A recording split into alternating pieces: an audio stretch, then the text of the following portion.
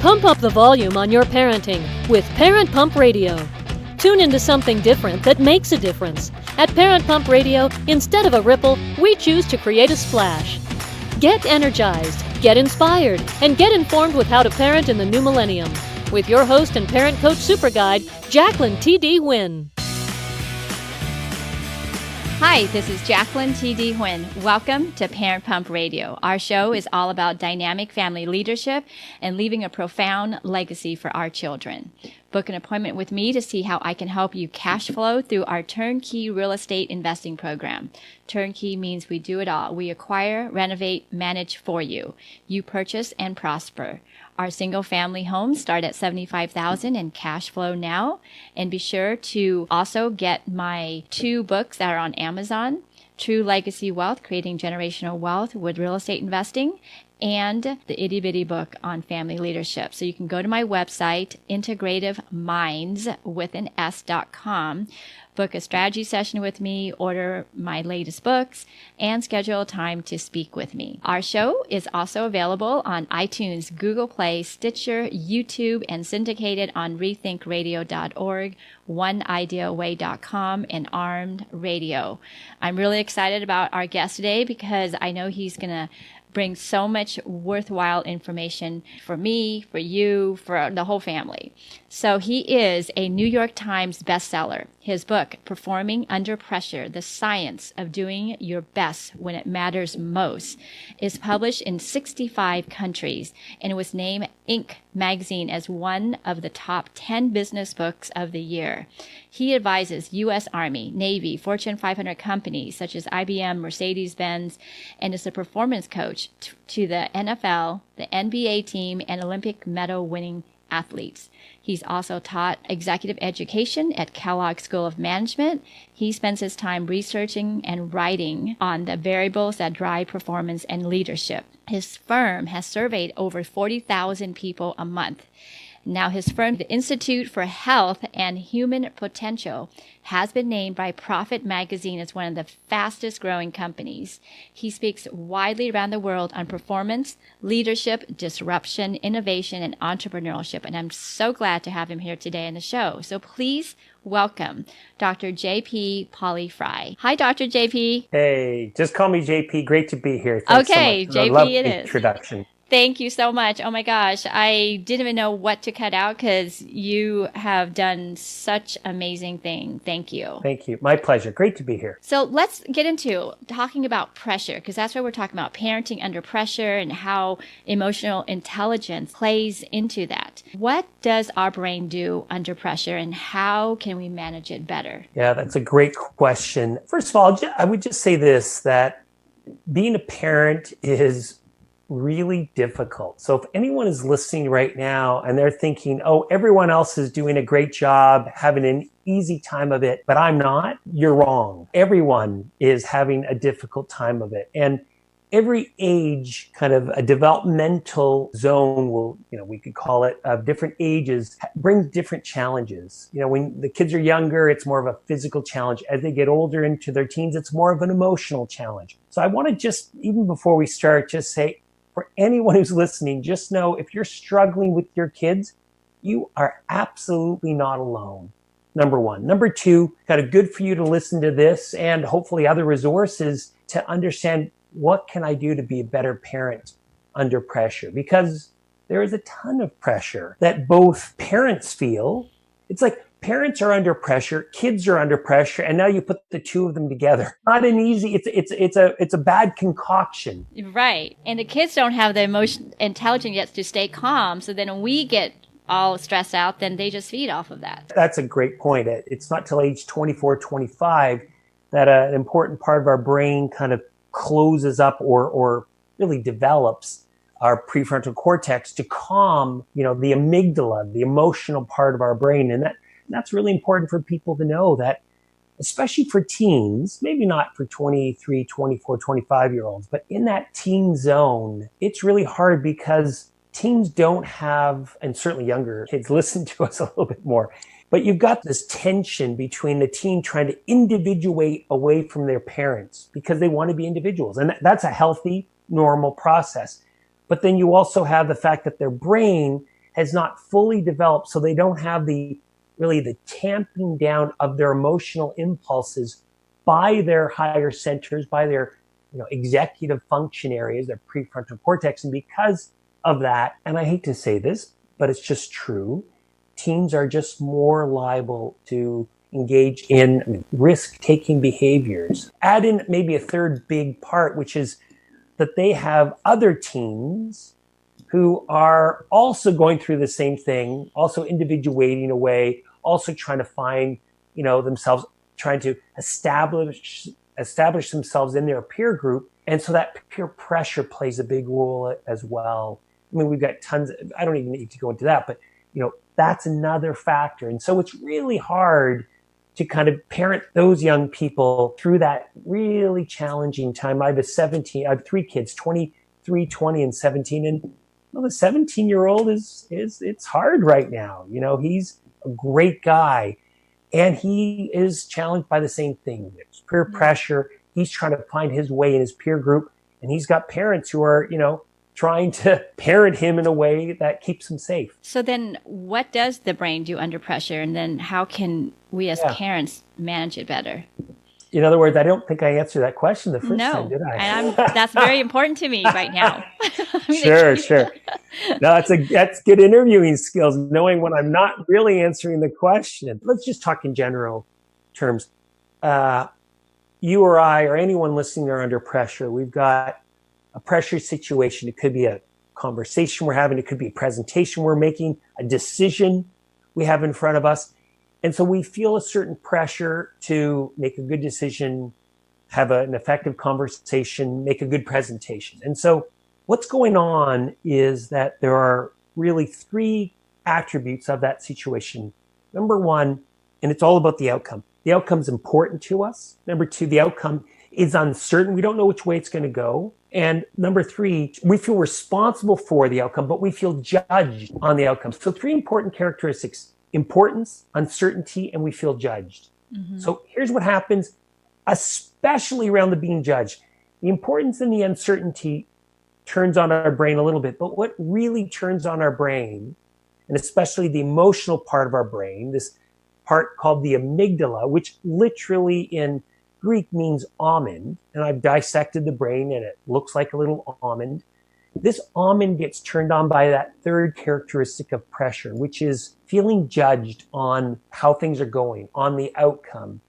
And so when we feel judged, we call it social appraisal, it turns on our amygdala to sit there and say, am I okay? Am I going to get eaten? Do I eat it or does it eat me? As we look at that threat in front of us. It's like a fight or flight. It absolutely is. And so what happens is that it can trigger the amygdala to hijack our higher centers, flood our working memory so we can't think straight. And so the ability to have complex thinking goes out the window. So we're not as smart as we normally are for about 18 minutes, by the way, because the mediating chemical is cortisol. So its half-life is 18 minutes. So I mean, this is a lot for all listeners, but it's almost like for 18 minutes when you're hijacked, you're not going to be as smart as you normally are. You might make decisions that are not as effective. You might, that conversation is a little more at risk. That presentation is a little more at risk. So you need strategies to manage your brain under pressure so that you can think as well as is possible, so that you can have the conversation in a way that is as effective as possible. So that's what happens to the brain. That's what happens to the brain under pressure. Like you said, it's like being hijacked. You have no control of it anymore. So while our teen is under that hijack, and then our brain gets hijacked too, what do we do? How do we coach our teens when we're under pressure and they're under pressure? Well, that's it. There's 2 big things to manage, your brain and their brain. And it's not easy. And again, norming it for everyone listening. This is really hard stuff. So what do you do? Well, you got to manage yourself first. If you aren't able to think, then you're not going to be effective for your teen. So number 1, you need to prepare. Almost the biggest thing I'm going to say. You need to prepare. You need to do a whole bunch of things before these moments so that when you're in the moment, you've got some resources available to you, right? So I'll give you an example from the earlier remark or the earlier comment about, let's say we have a presentation to make. One of the most effective things you can do for a presentation is prepare. because you're going to lose working memory. You're not going to be able to think as clearly. And so you need to be able to know what you're going to say, the real kind of key and simple talking points really well. So prepare. And it's the same when we're interacting with our team. You need to really be prepared. Right now, sometimes there's just an interaction where you can't prepare. Okay, whatever.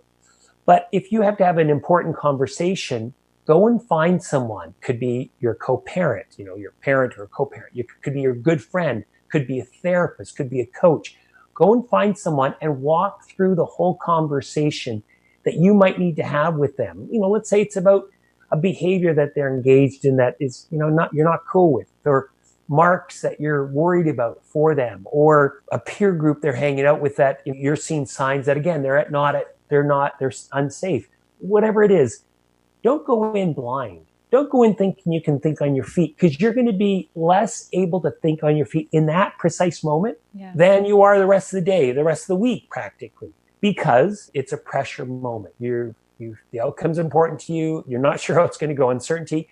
And you're being judged, in this case, by them, quite frankly, and also by others who you think, oh, I should be parenting differently. And so I would say the first thing to do is prepare, number one. Number two, find that support. Go find someone that you can kind of talk about the situation with. By the way, one of the things that we're beta testing right now, which if people Google me and they look at from my podcast, the Last 8% podcast, one of the things that we're doing is we've created a peer coaching platform, which is literally a way that you can go on, register, and we give you a whole bunch of education, really short, like videos, and all the questions you need so that you can engage in a peer coaching relationship with someone. It's all for free, but we're doing this because a lot of people don't feel like they have a coach, a therapist, or somebody they can necessarily bounce ideas off with. And so literally, Google me to find it. The idea is that we'll prepare you so you can jump on a Zoom call like this or a Skype call. We suggest video versus telephone, but telephone's fine. But you literally are with another person. They're coaching you. There's three outcomes. They're coaching you on the challenge you're facing. You're coaching them. So you're building great skills of asking questions, being a good listener. And number three, you feel a little less alone as you face some of the big challenges you're facing. So that would be, prepare, get support. Those are two big ones. I mean, of course, there are 22 strategies in my book, Performing Under Pressure. So I probably should mention that, which is available kind of, everywhere and anywhere. But that there's a whole bunch of like very, prescribed tools there that, people can take a look at and see which ones work best for them. They can just go to your website, ihhp.com. Correct. Okay. So it's I like Indian, H like Harry, H like Harry, P like Paul.com. And you can sign up for that peer group. Let's get back. What do our teens need from us to help them navigate these challenging years? Sure. Number one, they need kind of a balance of what we call of heart and edge. They need to know that we absolutely love them and we're there for them. And it's non-contingent. They don't need to get certain marks for us to love them. They need to know that we love, support them, and believe in them. And that's the heart side. And that's really important because we're getting a whole bunch of signals from our team that says, I don't care what you think. I don't want anything to do with you. Not always, but at times, absolutely. And so we've got to be careful that we don't kind of fall into this trap, this really what we call the difference between impact and intent, right? We can read someone, our team's behavior, and we misread because of what's going on in our brain, like we mentioned earlier, we can jump to judgment about their intention. We can confuse the impact they're having on us because the way the brain works, we feel before we think. So we feel before we can kind of think about it, but we feel their impact and we confuse that impact for their actual intention. So this is a tool in and of itself, actually, that I think any listener can use, right? Mm-hmm. Your teen is upset by school, by social, by a whole bunch of things that are going on, maybe by you. But their behavior towards you doesn't necessarily mean they hate you, they don't want anything to do with you, but that's how we read it. So we've got to be careful, right? In this heart and edge model, we've got to be careful not to confuse their intention or their impact for their actual intention. Okay. So we need to love them unconditionally, no matter how they're acting, right? Loving is not, by the way, saying everything you can do is fine. Loving is loving, right? So we love them no matter what, no matter their marks, no matter what's going on. That's hard. Edge is, hey, there are real boundaries for your behavior. There are lines that you cannot cross where you're unsafe, where, and it's going to be different for every family. So you got to talk about that with your parent or co-parent or whoever. Like, you got to really think about that. This is not okay. And then you've got to be able to have the tough conversations, even though they're not going to be happy with you. They will get over it, right? So that edge piece is as important as the heart piece. And by the way, the edge piece is also a real belief in them. I said belief is heart, but there's also a little belief of having high expectations for your kids, but not putting. So having said all of that, one of the things I do is I coach coaches, right? Coach, Olympic coaches, NBA coaches, and then folks in Fortune 500s. And it's really important as a coach. One of the things I've noticed about the best coaches is that they understand their person that they're coaching so well. And it's different for everyone they're coaching. Some athletes need a bit of a push, need a bit of a kick in the butt because they're not holding themselves accountable. Some athletes are beating themselves up. They don't need us to jump on top, right? And beat themselves. And it's the same thing for us as coaches for our teams. We have to understand, are they being excessively hard on themselves? Are they not being hard enough on themselves? And so then we need a bit more heart or a bit more edge. But what we don't want to do, and this is a real key part, is that, and it's hard to see because of the impact intent problem, to know how much pressure a kid is putting on themselves. They are putting so much pressure on themselves. They have so many signals from so many places that says you got to get good marks, you got to get into a good school, you got to do this, and this. You got to be socially, you got to be better than everybody else. Yeah, and so parents need to be really careful not to add too much pressure. I mean, honestly, now look, I'm a slightly different maybe, but for my kids, I, as a rule, did not look at their report cards, look at their marks on their report cards. I looked at. That's a great idea. Really? I mean, now people are going to say, oh, that's BS. I'd never do that. Well, fine. But I can tell you my kids, because I knew my kids, they put a lot of pressure on themselves as it is, right? That they didn't need me to jump on top and to add to that. Now, that might not be situationally specific. So it may not work for you, but just let me say this to all the parents who do look at mark, online marks, every assignment, every essay, every test mark is there. Oh my God, if you sit there with your kid, look at the mark you got, that is going to just add pressure they do not need. Thank you. Thank you for that. I totally agree. I mean, coming from an Asian family and growing up Asian, I don't even have to say anymore. No, exactly. That's not a stereotype there. Let's talk about mindfulness. We hear that word a lot and that, it's very important. Why has it become such a big deal these days? And tell us what your definition of mindfulness is. Sure. Well, I'm a big fan of mindfulness. I don't know what you read in my intro. I mean, I know, but one of the things that I was fortunate enough to do is 24 years ago, 2005, I guess, I trained with John Kabat-Zinn, who's kind of a guru, a pioneer in mindfulness. People who know mindfulness will know his name.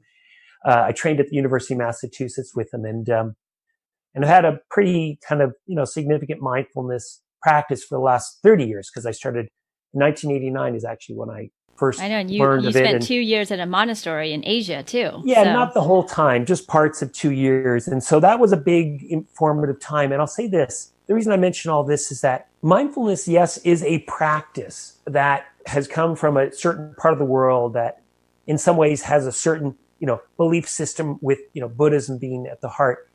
But, and that might appeal to a lot of people. It certainly does to me, but it doesn't have that. You don't have to worry about that part of it.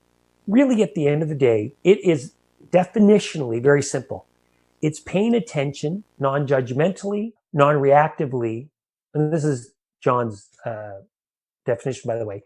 And this is the part I like about it. He says, it's paying attention non-judgmentally, non-reactively. This is his part, which I love. As if your life depended on it. And it does, right? So it's a practice, right? Every day you should sit and meditate for at least 10 minutes. There's a whole bunch of great resources. By the way, there's one that I have called Mindfulness Live, which if you punch that into Facebook, I was leading kind of mindfulness every morning for like 10 or 15 minutes. And all the archived videos are there. So you can actually go and listen to like 25. It's all free, but there's a whole bunch of other free resources. You can go to, a whole bunch of other ones. But the point is this: it's like going to the gym for the brain, really. You go to the gym because you want to be in shape so that you have more energy during the day. You go to practice mindfulness. So during the day, and I'll tell you about the practice, but during the day, you can be a little bit less judgmental, a little bit less reactive, a little bit more present, and be able to listen, right? So literally every time, Sarah Lazar at Harvard has found that if you do 10 minutes a day for about 6 or 8 weeks, I forget which, that study, I think it might have been 8 weeks, but 10 minutes a day for 6 or 8 weeks, literally your left prefrontal grows in size, calms our amygdala, and creates a situation where when you're under pressure in those more difficult moments, you can calm yourself. You got a little bit more muscle, that neural superhighway to calm that amygdala so you can, again, be more present, be less judgmental, be closer to your best in that most difficult moment. Yeah. It's a really great way for me to reflect. Sometimes my amygdala still gets hijacked, but I always end my day before I go to bed with either a mindfulness work, or if I can't quiet my mind, then I'll just do a mantra. Sure. 10, 15, 20 minutes. And that at least it helps me focus on something. And it really, really helps. So you're right about that. Yeah. One other tip, when I'm really in a good place, like, it's morning, it's early, I don't necessarily need to listen to someone guiding me. But when I get tired, I do. And so, I'll go and listen to, guided mindfulness. And so my point is just for people, if you're doing it at night, by the way, even if you're new, definitely get a resource. But especially at night, you might need a little bit more because we're not as attentive in the evening. And I'm certainly, not as attentive. And you're tired, you might fall asleep. So you want to. Exactly. It's easy at that time. Piggybacking off mindfulness, because I feel like emotional intelligence is a part of mindfulness. Like I think the more mindfulness we get, the better we are in touch with our emotion and more intelligence from it. So why do you think it's more important than, say, IQ in determining how we perform? Yeah, well, actually, it's not that I believe it. It's just there's tons of research. Yeah, that's and true. I'm just having fun. I'm just having fun with your question.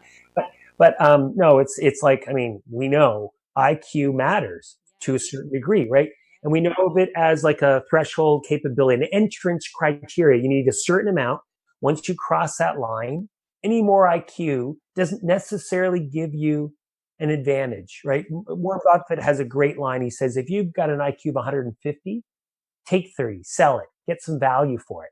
Because he gets that once you cross that line, any more doesn't make any difference. However, your level of emotional intelligence, especially right now in this disruptive time where you have to do difficult things, where you have a lot of emotions that come up while you're doing difficult things, oh my gosh. That's why we need to be able to calm our amygdala, be able to think clearly under pressure, be able to connect. This is the big one. Be able to connect with others on a team, on a committee, in a meeting, on and on and on. It's not about IQ. We need a certain amount of IQ, but beyond that threshold, it's really about emotional intelligence that makes all the difference, especially for leadership, which is kind of my big area of research and practice. And as a parent, we're a leader as a parent. So EQ is the essential skill now in the 21st century, hands down. If you ask anybody, any company, high performing company, they'll say it, right? Yeah, absolutely. Absolutely. And so the big thing is for people to find ways to develop their emotional intelligence. I'll tell you, one of the things that I'm really excited about is in about the last 5 or 6 years, we've digitally transformed our learning at IHP, like our learning products. So, we would work with clients in person all over the world, right? And that's great. But what we've started to find is they're paying a lot of money for, hotel, food, flights to get their people there. So we've digitally transformed our product so people can actually literally go, onto our website, sign up for what we call a Loop program, LOOP, live online open program. And these are programs that are live facilitated by one of our world-class facilitators. So you can literally sign up and you do 3 sessions over the course of a week, 3 2-hour sessions with a group of 15 or 20 people, live facilitated. Sometimes a facilitator puts you into like breakout rooms so you can have conversations with 1 other or 2 other people. But the point is, it develops emotional intelligence. And so find a way, whoever's listening, and certainly, I'm happy to, IHHP.com, look for Loop. But there's a lot of other resources. It doesn't have to be ours, but go and develop this because it will make a difference for you to be able, in those pressure moments, to be better with your team. We're running out of time, Ashley, so I want to at least make sure that people know your webpage. It's IHHP.com. All the information that JP talked about today is on his website. Thank you so much, JP, for coming on. You shared such valuable information, and I hope that parents really go out there and really execute what you're saying. Pleasure to be on here. And just to all the parents, listen, just trust your gut. Trust your gut. Do what you know to be true. Trust your gut, not your head, if that makes sense. Have a great day, everyone. Thank you. Until next time, listeners, always be learning and always be growing. Thank you so much for joining us today. Go to parentpumpradio.com and click on the pink box on the top of our homepage to listen to our new and archived shows. To be instantly notified of new episodes, subscribe to our RSS feed. The RSS feed button is located at the top of the page where all our shows are featured. And after listening to the show, go to parentpumpradio.com or our Facebook page to leave your comments, questions, and topic suggestions. Until next time, have a wonderful week.